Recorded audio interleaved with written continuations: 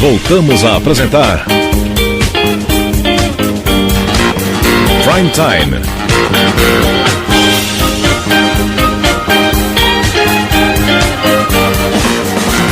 Agora na Showtime, Rodney Brocanelli. Rádio Amantes no ar. Bom dia, Rodney. Bom dia, João Alckmin e amigos ouvintes da Showtime. Rodney, seu convidado está no ar. Muito obrigado, João. Então é o seguinte, eu queria avisar aos nossos ouvintes que hoje o programa vai ser um pouquinho diferente. Eu vou ter o prazer de entrevistar o Felipe Martinelli, que agora é mestre em comunicação. Depois ele até vai me esclarecer isso, mas... Parabéns. Parabéns a ele. Daqui a pouco vai ser doutor, pode ter certeza disso. É isso mesmo. E para ele chegar a esse título almejado aí por muita gente no meio acadêmico, ele utilizou como objeto de estudo um dos programas mais interessantes do rádio paulistano na década de 1980, e um dos programas mais influentes também, que é o Balancê. Só para vocês terem uma ideia, se hoje nós temos Fausto Silva aí na televisão apresentando o seu Domingão há quase 30 anos, é porque lá atrás, lá no ano de 1983, 84, o Faustão aceitou um convite, 84 eu acho, o Faustão aceitou um convite para apresentar um programa de rádio, um programa que misturava esportes, variedades, entretenimento, e a partir daí ele fez uma carreira como animador de auditório. Mas é isso. Eu já conversei com ele aqui, com esse convidado aqui anteriormente, tá? Em uma outra ocasião, não muito agradável, quando o Carlos Roberto Escova morreu. O Escova, que inclusive fez parte aí do elenco de entrevistados para esse trabalho, mas a gente vai falar sobre isso aí durante o programa. Felipe Martinelli, obrigado por atender o convite do Rádio Amantes, parabéns, seja bem-vindo para a gente falar sobre o Balancê. Bom dia. Bom dia, Rodney, bom dia, João Alckmin, bom dia aos ouvintes da Showtime. Olha, Felipe, primeiro receba meus parabéns, os cumprimentos da rádio, de toda a equipe aqui, porque nós sabemos que chegar a conseguir o título de mestre não é brinquedo, não. É muito difícil, é muito estudo, é muita dedicação, são muitas noites sem dormir, é uma tensão miserável quando vai para a banca. Parabéns para você, viu? Muito obrigado, João Alckmin, de coração, aqui que vocês... assim, meu agradecimento é mais no sentido de que vocês estão apreciando esse trabalho meu, mas eu vou confessar que para mim, digamos, não foi tão difícil, eu não cheguei a perder noites ou estudar tanto, por causa do seguinte, eu já venho desenvolvendo essa pesquisa desde novembro de 2006, então a pesquisa estava aí, né? Era só dar continuidade a ela. Parabéns. E é claro que assim, eu tive alguns percalços no caminho, como por exemplo, no primeiro semestre de 2006, isso é uma lambança minha, eu não li direito o regulamento do mestrado, e aí em janeiro de 2016 eu não sabia que eu estava com prazo muito curto para entregar o meu relatório de qualificação. E eu achei que eu teria até agosto de 2016 para entregar, não tinha, eu tinha até maio, e eu tive que correr para escrever tudo que eu precisava e entregar o que eu devia. Mas valeu a pena, inclusive, fazer essa desabalada carreira, ficar lá no computador escrevendo direto, até perder o meu carnaval e meus feriados só para ficar fazendo isso. Mas está entregue, consegui cumprir os prazos, o resultado me agradou muito. Aqui já tem a fala do Rodney, já adiantou que é um trabalho bem gratificante para quem conhece rádio e deseja conhecer melhor. Mas agradeço muito aí já as palavras de carinho, de apoio de todos vocês. Parabéns.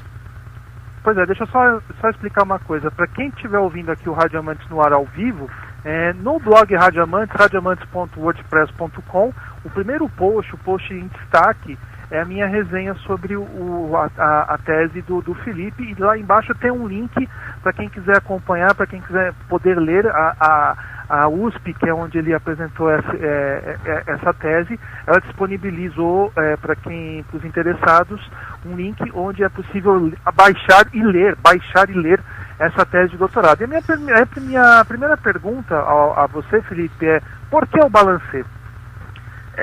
Bom, então, assim, o que aconteceu foi que eu pequeno, sempre gostei muito de comédia. O que eu pretendo fazer da minha vida, na verdade, é produzir conteúdo em comédia.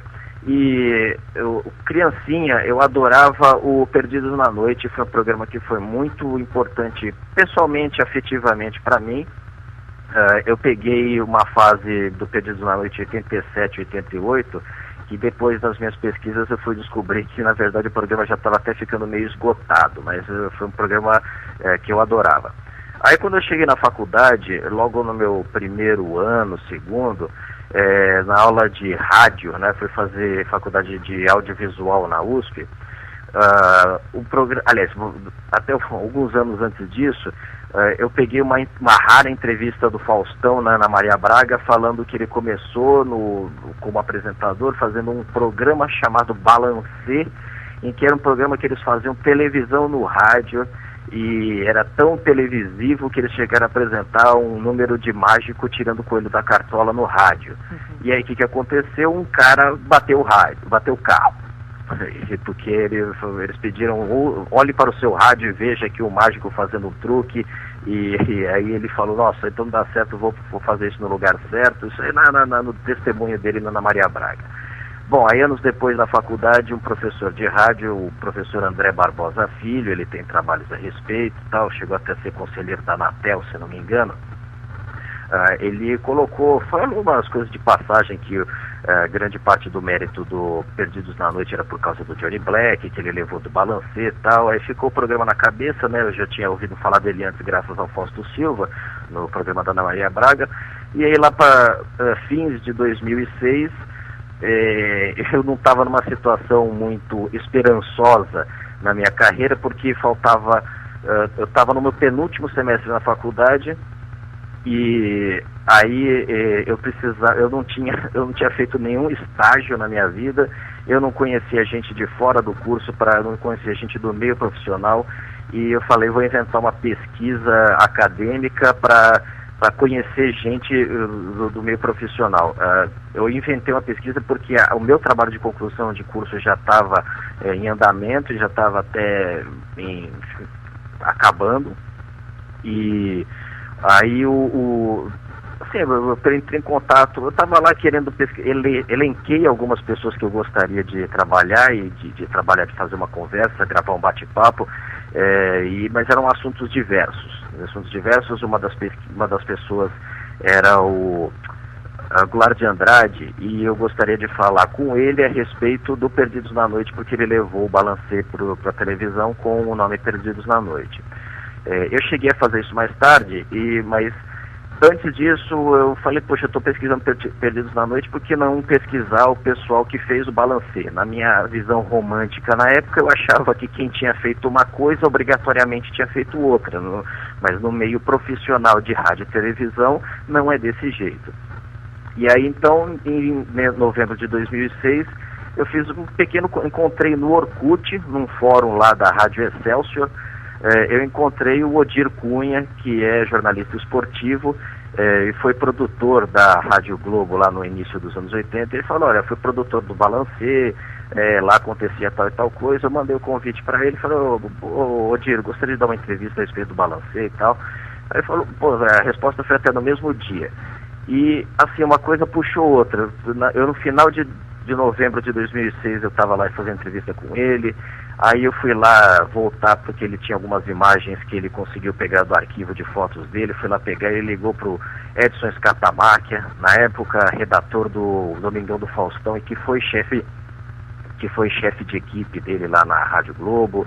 Aí o Edson Scatamáquia me ligou, o Edson já me passou o contato de outras pessoas. Uma coisa foi puxando outra, mas numa velocidade impressionante.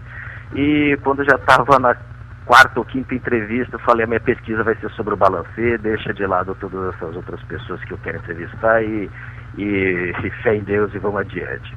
Foi uma curiosidade minha, principalmente por causa se ele conservava, ou pelo menos se ele já guardava aquele humor anárquico do Perdidos na Noite, para saber se no rádio tinha.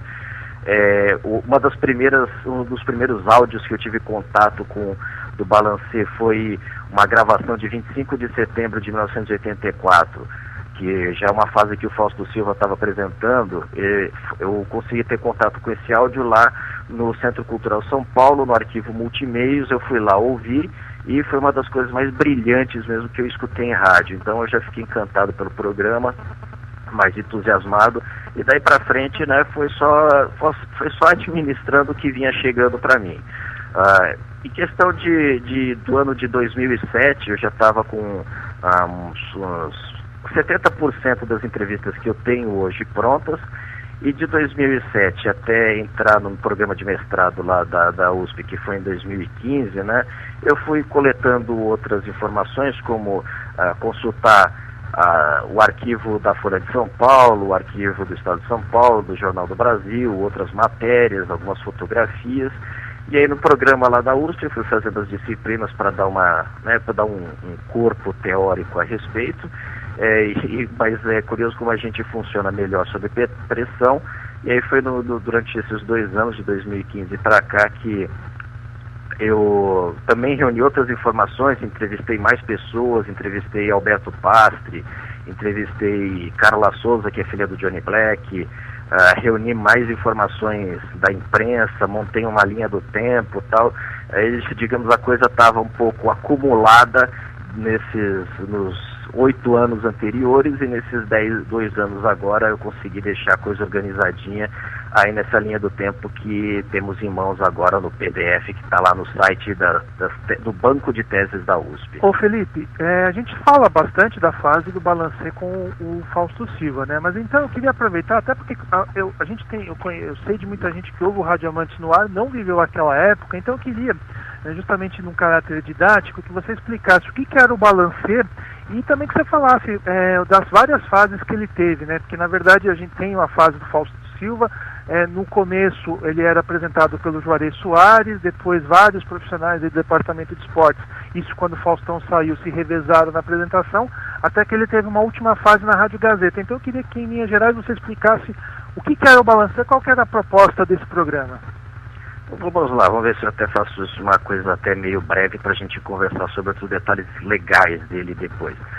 O balancê surgiu de uma necessidade do Osmar Santos, como diz até o próprio irmão dele, Oscar Ulisses, no trabalho, de sair do meio futebolístico, do meio esportivo, porque era uma necessidade dele, pessoal. Ele fazia as transmissões esportivas lá na cabine da Globo, e como ele queria fazer uma coisa variada, englobar mais assuntos ao futebol, então ele trazia até citações de poetas, de escritores que ele andava lendo, influência do período dele na Faculdade de Administração Pública da Fundação Getúlio Vargas, e ele trazia político. Ele chegava a trazer assim artistas como Lima Duarte, Clodovil, para chegar lá e comentar o jogo, claro que sem a propriedade de um comentarista profissional, mas de um torcedor que está lá assim, né, simplesmente observando seus ídolos, ou até um desconhecedor do assunto, como é o caso do Clodovil. Mas ele trazia políticos, principalmente os políticos que eram professores dele lá na Fundação Getúlio Vargas, como Plínio de Arruda Sampaio, que mais, Mário Covas, o Eduardo Suplicy. E aí ele trazia esses políticos lá para a cabine, e o diretor da rádio chamou o chefe da equipe dele, o seu Edson Scatamarca, e falou: escuta, os patrocinadores não estão gostando disso, dá um jeito aí com os Osmar Santos parar com essa coisa. Aí o Edson já conhecia a personalidade do Osmar e falou: ele não vai parar se a gente ficar fazendo pressão, é ele que ele vai fazer de verdade, ele vai escrachar mesmo a saída, e a gente dá um espaço para ele dar vazão a isso.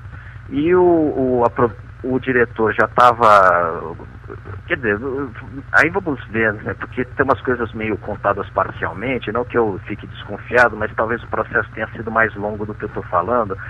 E aí o diretor já estava alinhando uma nova programação na Excelsior AM, uma programação mais informativa, meio jovem, descontraída também, e achou interessante a ideia e recomendou assim um horário, quer dizer, falou que estava aberto um horário do meio-dia da Excelsior.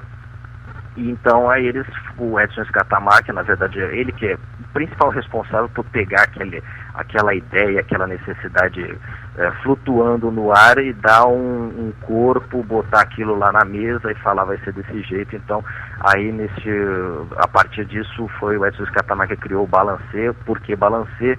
Porque no jogo da final do Campeonato Paulista de 79, que foi jogado em fevereiro de 1980, entre Corinthians e Ponte Preta,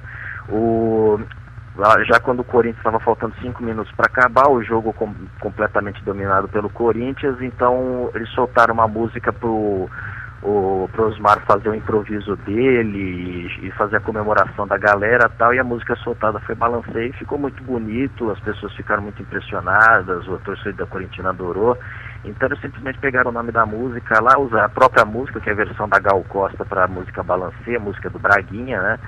E aí o programa foi esse. E o Edson foi montando lá a equipe, convidou não, isso foi até uma exigência, o Juarez Soares participar da apresentação do programa, porque o foco em política seria bastante efetivo, né? Principalmente por causa da necessidade lá que o Osmar Santos trazia nas suas transmissões.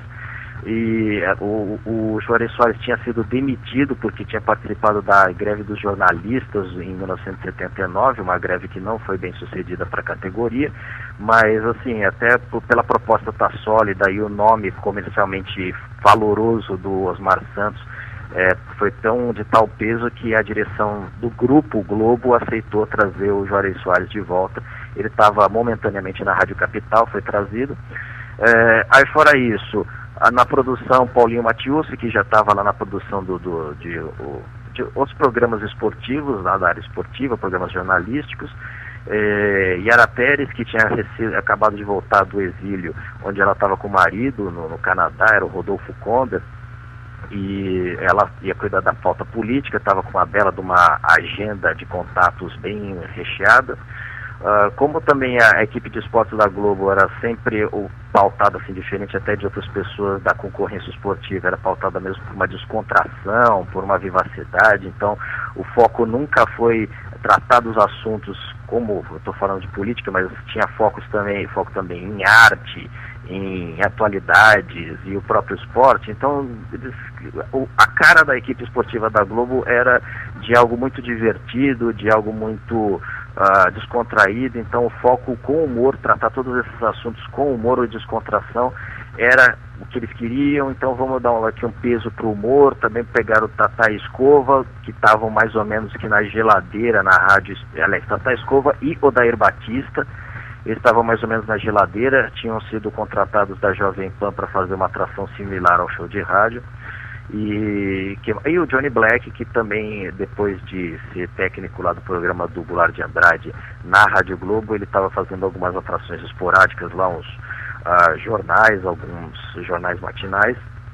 Contrataram o Johnny Black por toda a habilidade que ele tinha trazido lá do Hélio Ribeiro, né? Bom, essa foi a primeira fase do Balancê, pessoal no estúdio, que tinha um grande foco, realmente nessa primeira fase o foco em política era extremo, mas é uma coisa impressionante ouvir essa fase, porque é uma alegria, mas é um frescor, algo impressionante. Eles entrevistando políticos como Jânio Quadros, Hélio Beltrão, Lula, o governador Franco Montoro, eles falam de assuntos sérios, mas dali a pouco eles estão dando risada, você vê que o político está lá com um sorriso no rosto, e essa primeira fase foi isso, com um grande enfoque em política e claro, também com bons momentos também dos convidados da área esportiva, da área artística, enfim.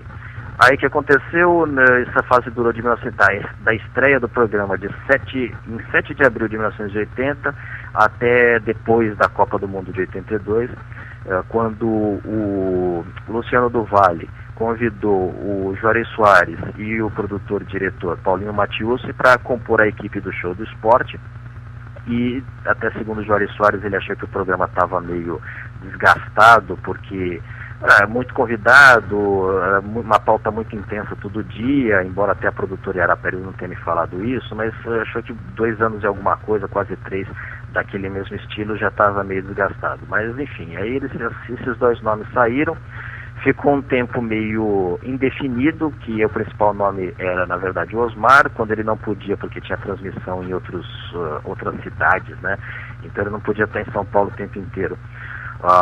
Aí quando ele não estava, e davam a apresentação para outros locutores, Braga Júnior, dava para Jorge de Souza, ou repórteres Castilho de Andrade, o locutor Reinaldo Costa, tal, mas no final das contas o programa ficou indefinido, cada dia era um, e os caras não tinham muita intimidade com o assunto, com política, com artes, com entretenimento. O negócio deles era mais esporte. Até uma coisa que o Edson Escatamar me falou, que a gente chegou a pensar até em parar, mas aí falou, pô, mas quem que falta entrevistar? Quem que falta colocar na apresentação? Só se colocar o Fausto.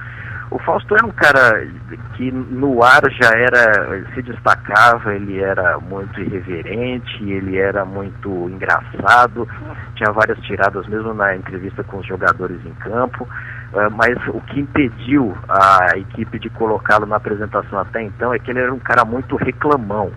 Esse é um traço da personalidade dele, ele é um cara que reclama demais, qualquer coisa que você vai apresentar para ele é um sujeito que primeiro vai colocar defeito para depois entender ou absorver aquilo lá.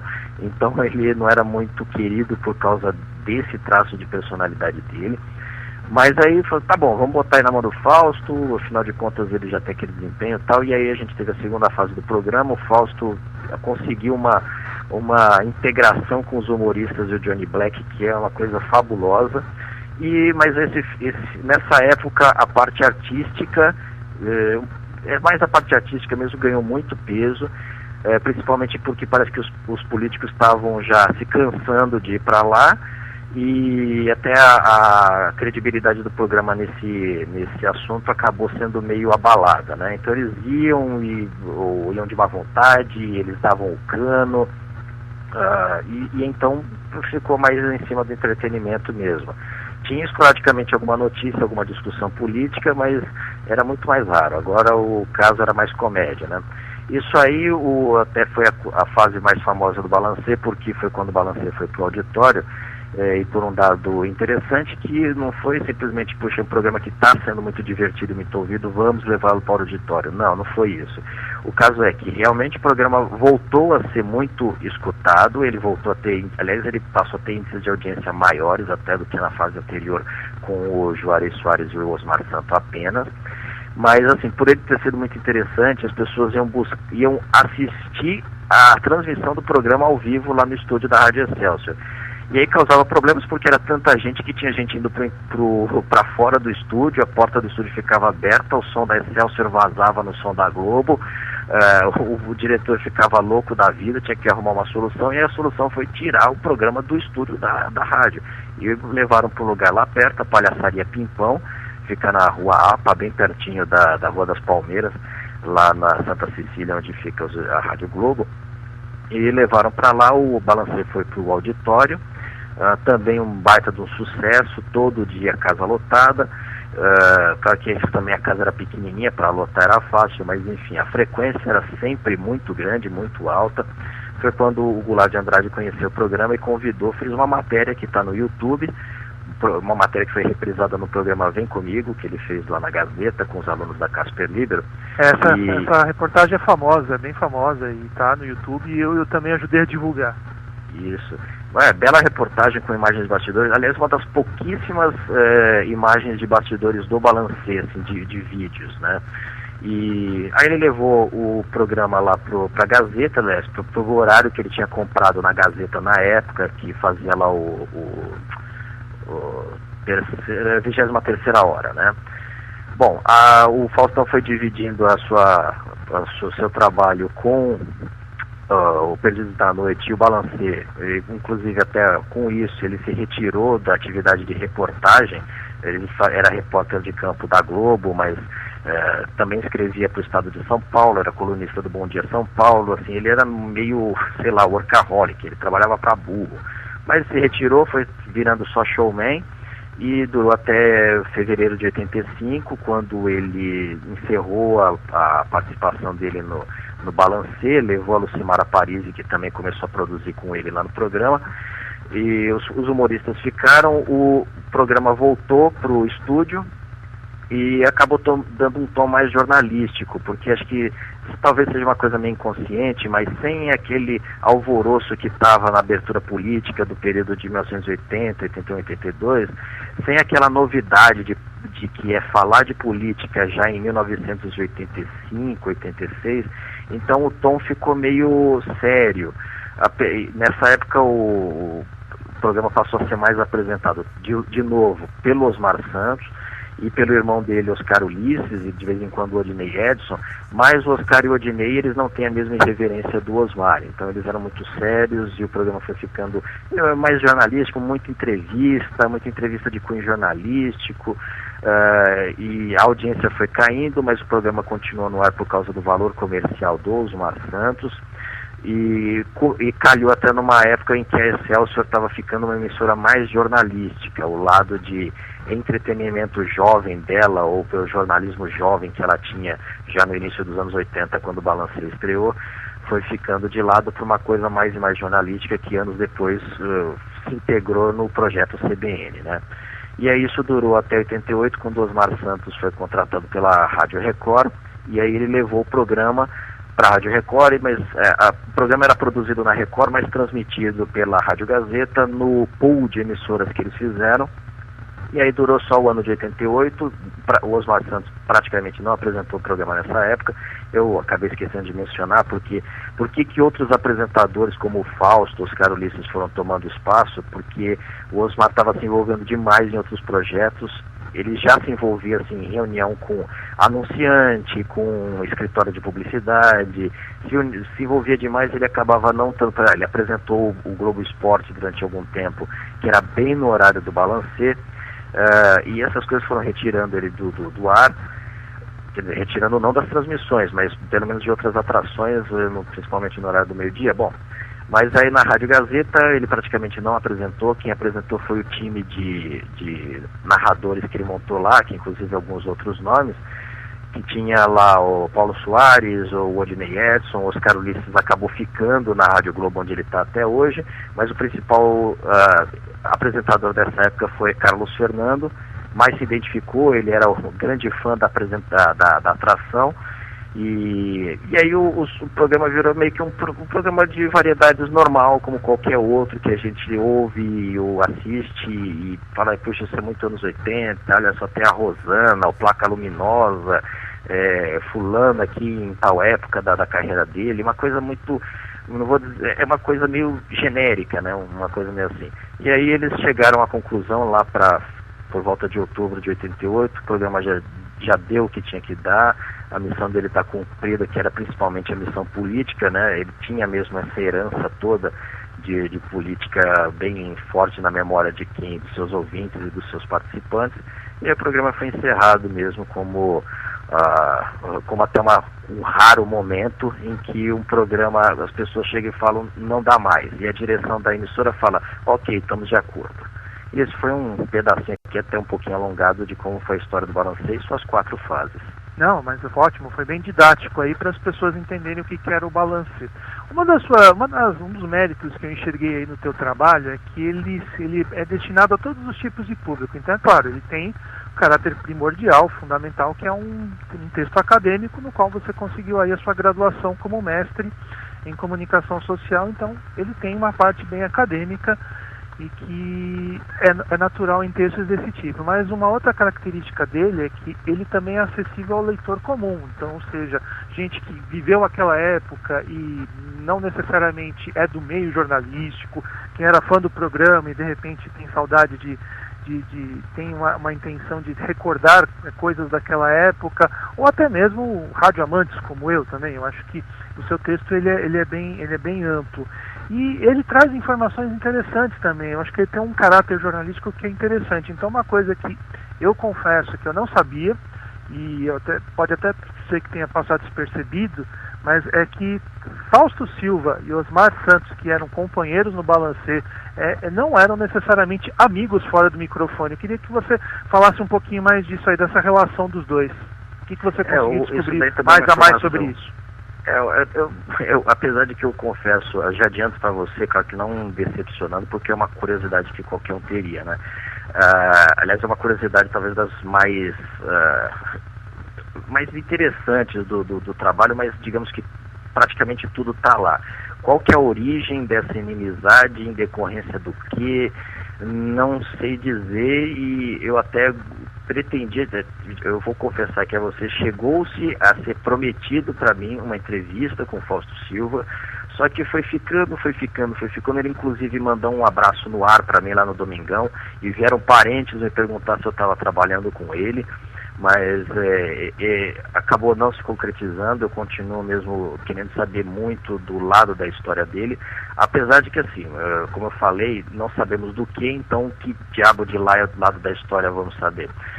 Talvez, assim, por causa da personalidade do Fausto, acabou sendo muito uma coisa meio inimiga, e também pode ser, por outro lado, que o Osmar Santos tem uma contradição na existência, na trajetória dele, porque ele foi segundo secretário no Sindicato dos Jornalistas entre 76 e 78, ou até antes disso, que foi a partir daí que ele desenvolveu o interesse dele por política.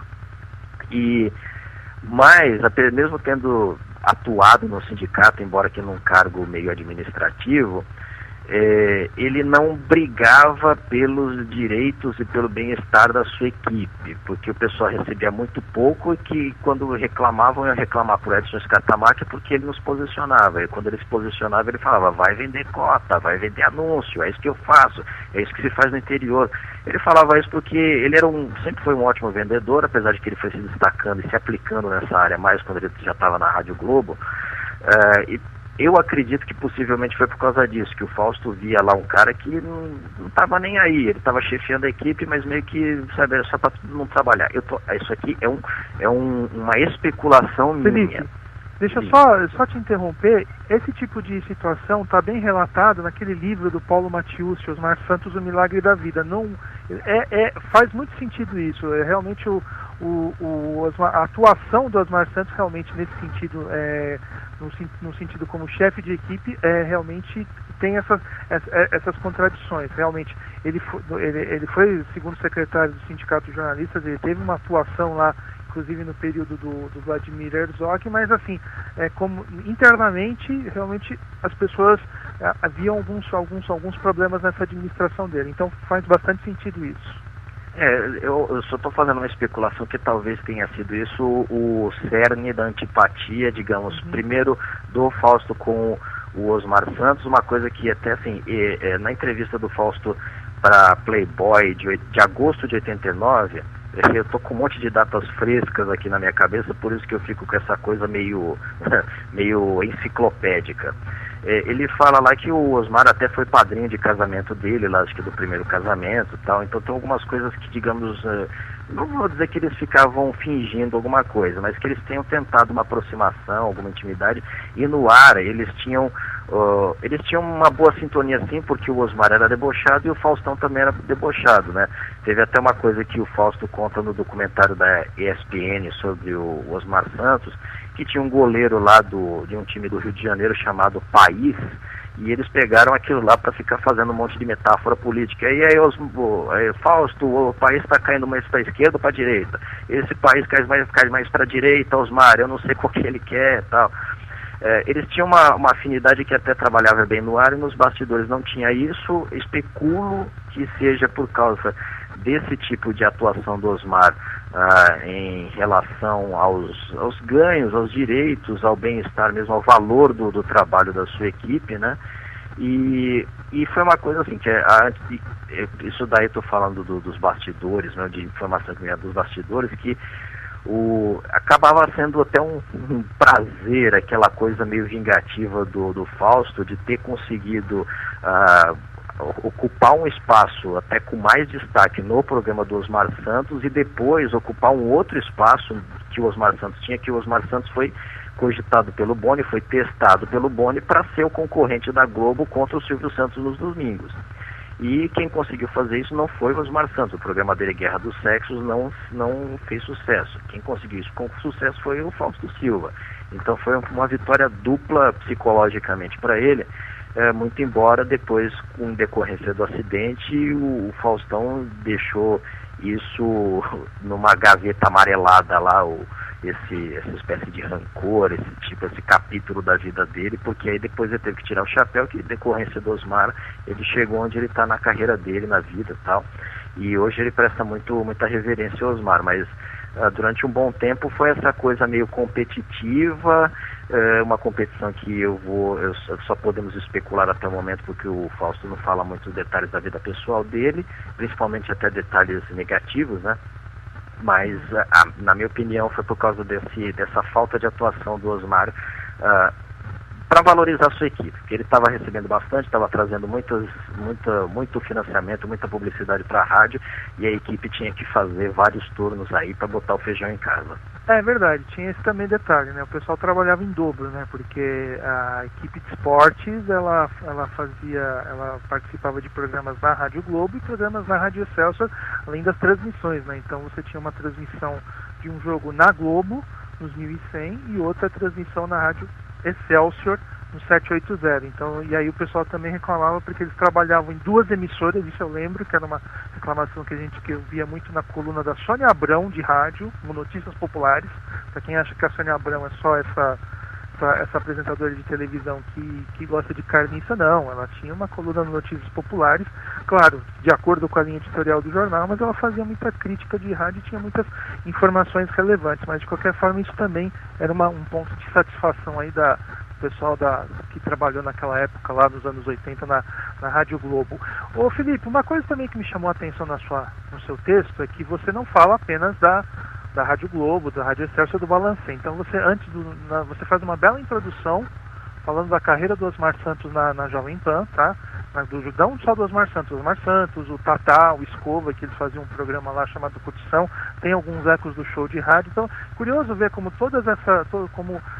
muita coisa que começou lá atrás na Jovem Pan foi criando uma linha evolutiva que depois foi desembocar no Balancê, e aí depois do Balancê foi desembocar no Perdidos da Noite, depois, claro, com algumas alterações, depois desembocaram lá na frente no Domingão do Faustão.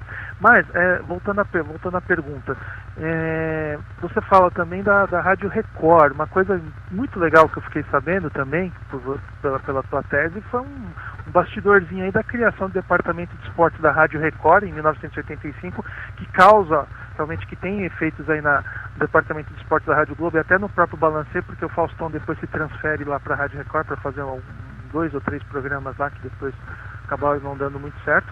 Mas, pelo que eu fiquei sabendo, eu não sei se foi ali que começou, né? Mas pelo menos a gente fica sabendo que a prática dos contratos de pessoa jurídica vem daquela época. Então todo o Departamento de Esportes da Rádio Record foi contratado como pessoa jurídica sobre as bênçãos do Chico Paes de Barros, que hoje é um exemplo que muita gente considera como um gestor gênio, né, com um G, né, porque quando você quer criticar os atuais gestores do rádio, você fala gestor gênio com J, mas nesse caso o Chico Paes de Barros é um exemplo aí de modelo de gestão de rádio, né? Eu queria que você falasse um pouquinho disso. Essa foi uma informação até relativamente nova, foi uma das últimas entrevistas que eu fiz pro meu trabalho, entrevistas novas eu fiz 4 entrevistas com o Edson Scatamarchi, todos os outros eu fiz uma só. O Edson Scatamarchi é uma pessoa sensacional, eu tenho quase como alguém da família, tal estimado que ele é e carinhoso que ele é. E aí ele me revelou isso numa das últimas entrevistas, que já foi em dezembro de 2016, né? Bem, digamos, quando eu estava batendo o sino que logo eu precisava apresentar meu trabalho. E é um dado realmente importante, né? Pelo menos para o contexto do trabalho, porque o Balancê acabou chegando na Rádio Record com a contratação do Osmar Santos, no contexto em que a Rádio Record estava completamente desorganizada. Apesar da gestão do Chico Paes de Barros, ele estava na Rádio Record durante os anos 70, ele inclusive, isso eu acredito, vamos ver se você concorda, o Rodney, ele trouxe o Zé Bétio para a Rádio Record, e eu acho que assim, ele trouxe a sustentação do Grupo Record nos anos 70 e 80, que foi trazer o Zé Bétio, porque a emissora de TV estava aquela coisa desorganizada, a rádio pelo menos se organizou em torno de Zé Bétio, e aí no final dos anos 70 e lá para 79 ele foi chamado para dirigir a Rádio Globo, a Rádio Globo e Excelsior, porque as organizações de Globo queriam reorganizar as emissoras em São Paulo, deixar mais alinhadas com o Rio de Janeiro e tal. e ele dirigiu por uns 5 anos as rádios aqui de São Paulo da Globo, até que ocorreu um problema, que a gente pode falar mais tarde desse problema, e ele foi convidado de novo para ir para a Record, dirigir toda aquela desorganização que estava, e aí a saída, uma das estratégias dele foi reativar o departamento de esportes da Rádio Record, trouxe nomes experientes, agregou até novidades da época, que é o uso de computadores para processar informações das rodadas, para catalogar e ter as informações antes das concorrentes, trazer informação como fulano está suspenso de tantos jogos, esse time tomou tantos cartões amarelos, aí eles sobem na tabela, abaixam na tabela, que é uma coisa que antes o pessoal precisava fazer as contas na mão, e lá na Record conseguiram fazer por computador, uma novidade lá para 1985. E aí a equipe eles fizeram completamente em pessoas jurídicas, né? Contratavam empresas, não contratavam as pessoas físicas na carteira de trabalho. Não sei se, eu acho que era uma novidade assim para a época, não sei dizer se foi a primeira, mas pela fala do Edson Scatamáquia, acredito que seja a primeira, porque ele não chegou e falou, ele fez igual tal rádio, igual tal amigo meu falou que acontecia na Capital, na Rádio América, não sei o que, ele não chegou a falar isso. Então tem a impressão até de que foi pioneira nessa pejotização. E aí o que acontecia, assim, aí o que aconteceu depois, né? Não sei se imediatamente a coisa foi tão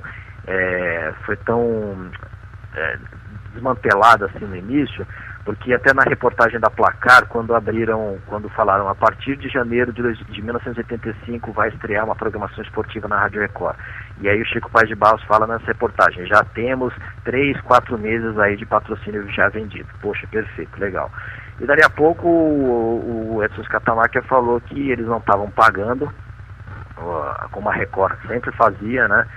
Não pagavam a equipe, só que assim, o mais grave é que naquela época para abrir empresa era preciso contratar um escritório de contabilidade, nem todos os profissionais tinham grana para cacife para pagar sozinho, então eles faziam sociedade, e a Record nisso daí às vezes não pagava para uma sociedade ou pagava para um membro daquela sociedade, não pagava para outro. E quando o profissional que não recebia ia lá na Record e falava, escuta, e cadê o meu pagamento? Aí a pessoa falava assim, isso você tem que ver com a sua empresa, porque a gente paga para a sua empresa e quem deve satisfações a você é a sua empresa.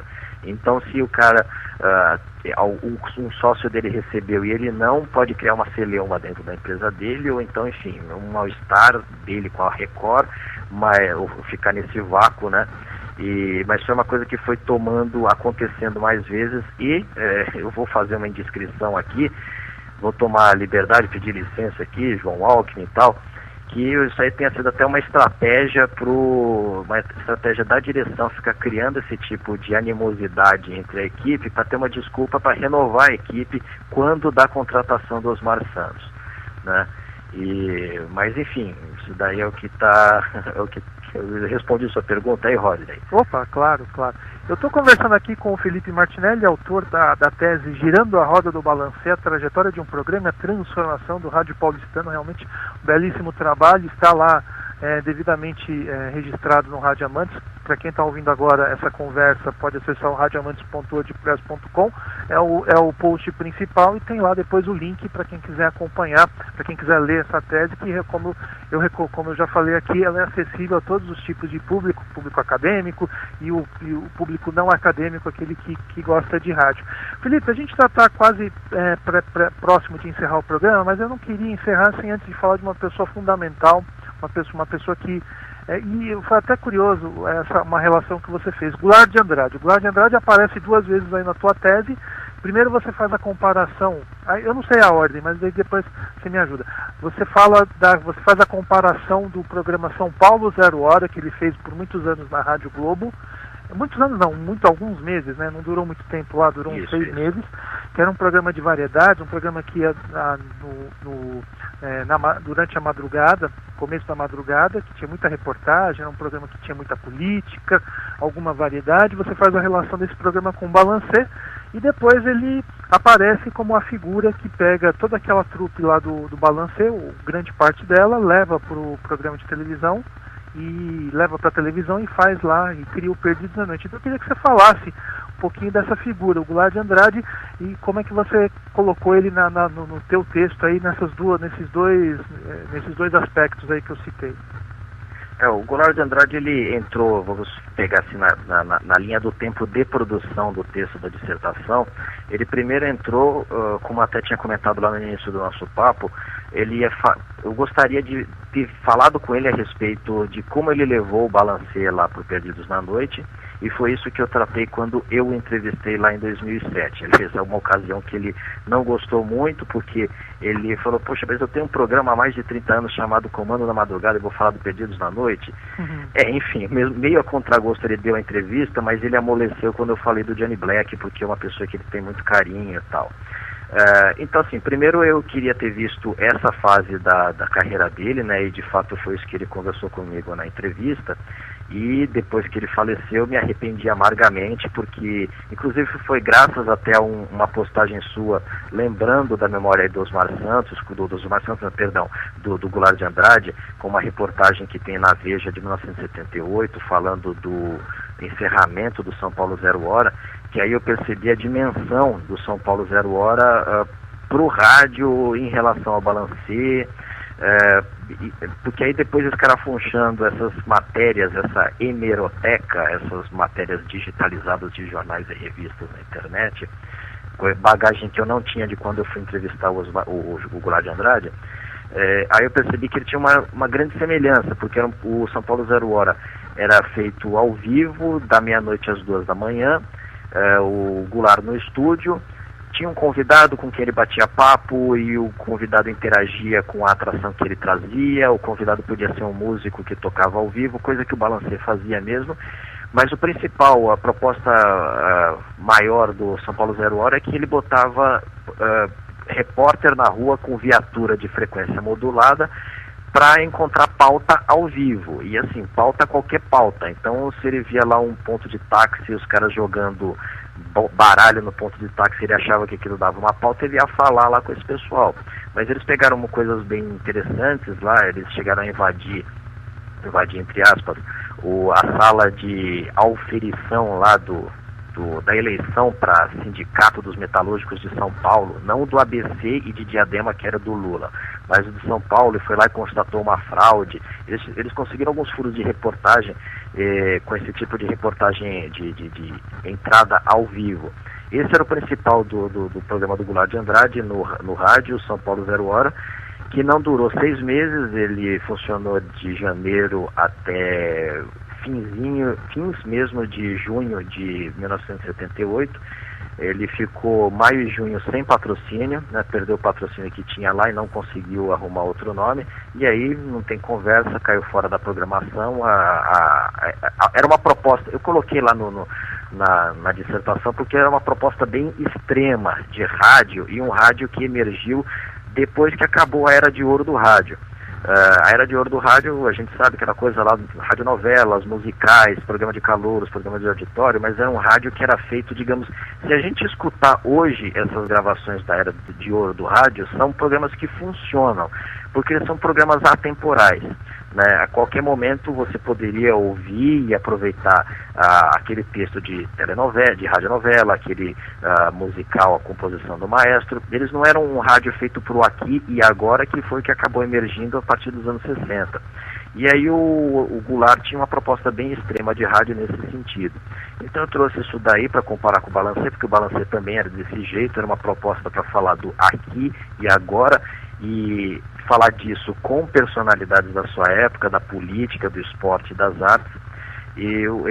O Goulart fez isso com pessoas comuns, né, com essas reportagens ao vivo da sua equipe e com convidados no estúdio. Então, assim, um pouquinho disso, ele tem valor realmente pela proposta extrema, porque a repercussão de fato não foi tanta. Meia-noite às 2 era um horário meio complicado. Segundo uma reportagem na Folha de São Paulo, o Goulart de Andrade falava, não, mas tem que ser esse horário mesmo, é aqui que tem umas pautas curiosas, né? Porque de fato era um horário que os repórteres poderiam circular melhor na cidade. Mas aí é isso, assim, eu coloquei meio como um pré-Balancê, entre aspas, porque na verdade a equipe do Balancê, apesar de estar na mesma emissora, não conhecia direito o programa São Paulo 0 Hora, que era na Rádio Nacional e depois Nacional Globo, que ia ao ar o programa do Goulart de Andrade. E a única ligação efetiva que tinha entre o programa do Goulart e o Balancê era o Johnny Black operando a mesa de som, né?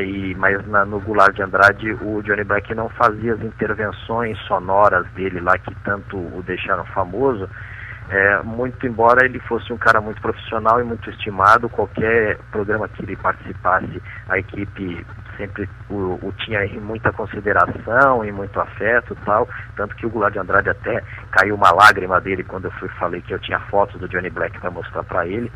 Mas enfim, era isso daí, a relação do Goulart de Andrade com o programa aqui, o Balancê, o objeto que a gente está falando, e um pouquinho da temática. Só tomando um pouco de liberdade aqui, Rodney. Você Sim. colocou antes que eu falei um pouquinho da trajetória da Jovem Pan, até chegar no Balancê, esse fluxo, é justamente a evolução. Essa foi a defesa final da dissertação, que o rádio é um processo. Você vai estudar rádio, você não pode pegar um programa apenas, você precisa pegar aquela edição no conjunto de edições do programa, falar da carreira do apresentador, da carreira do produtor, do momento financeiro, empresarial da emissora. E isso vem desde antes, tem uma bagagem aí, um processo que vem desde há muito tempo, que foi até da crise do rádio que eu falei, crise de receita, crise criativa, em que os profissionais foram encontrando suas saídas econômicas, suas saídas criativas, e aí foi chegar num rádio que, na minha opinião, o advento desse rádio voltado para o aqui e agora foi dos anos 70 até meados dos anos 90, e que o Balancê foi uma das expressões maiores. Pois é. Bom, Felipe, o papo tá bom, o papo passou, são 9 horas e 56 minutos para quem está ouvindo ao vivo. Tem muita coisa aí que infelizmente a gente vai ter que deixar para abordar numa outra oportunidade. Eu queria falar mais de Johnny Black, eu queria falar mais de Carlos Roberto Escova, Nelson Tata Alexandre, se bem que a gente já tinha falado bastante do Escova naquela outra entrevista, mas eu acho que é isso, eu acho que deu para a gente ter uma ideia aí do que é o Balancê. E só um comentário sobre o Goulart de Andrade, né? Ele reclamou, né, que você estava querendo falar do Perdido na Noite, mas eu acho que talvez o próprio Goulart de Andrade ele não tenha ele não tivesse a ideia de que ele foi uma pessoa muito influente na televisão, porque naqueles programas lá que ele fazia na TV Gazeta, que acho que só eu assistia porque eu gostava muito do Goulart de Andrade, ele colocou no ar várias pessoas que depois explodiram aí, estão fazendo hoje coisas muito interessantes, como Faustão, Marcelo Taz, o Meirelles, Fernando Meirelles, enfim, toda aquela galera do Olhar Eletrônico que depois foi aí para um outro enveredor pelo caminho do cinema, da publicidade, enfim. Mas de qualquer forma eu acho que o próprio Goulart de Andrade não tivesse essa dimensão de que realmente ele foi um camarada que deu pontapé inicial para uma série de processos. Bom, Felipe, eu quero agradecer pela sua disponibilidade, eu quero agradecer pela entrevista, foi muito legal falar com você sobre o Balancê, a gente teria muito mais coisa para falar, mas fica para uma próxima e vamos ver, no João Alckmin falou um pouquinho antes, né, quem sabe no doutorado, né, você retoma esses temas, vai um pouquinho mais além, a gente pode voltar aqui e falar sobre essas figuras que ficaram de fora. Obrigado, Felipe. Eu que agradeço o Rodney Brocanelli, agradeço o João Alckmin pelo espaço, trazer aqui novamente para Showtime, falar de um assunto que eu gosto tanto.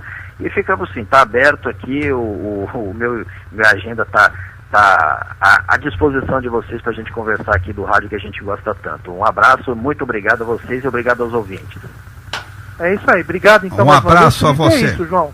Um abraço a você, Rodney, um abraço a você, parabéns. Obrigado. Muito boa, e daqui a pouco vai estar no SoundCloud, nas redes sociais e no Rádio Amantes no ar, no Rádio Amantes fora do ar, no Rádio Amantes no papel, no Rádio Amantes nas redes sociais. É isso aí, vai estar em tudo quanto é lugar, né? E só repetindo, para quem está ouvindo agora ao vivo, eu tenho o post com o link da tese do Felipe Martinelli, é só entrar lá e baixar, e no próprio link aqui, para quem estiver ouvindo essa entrevista no Rádio Amantes, eu vou colocar o link da tese também.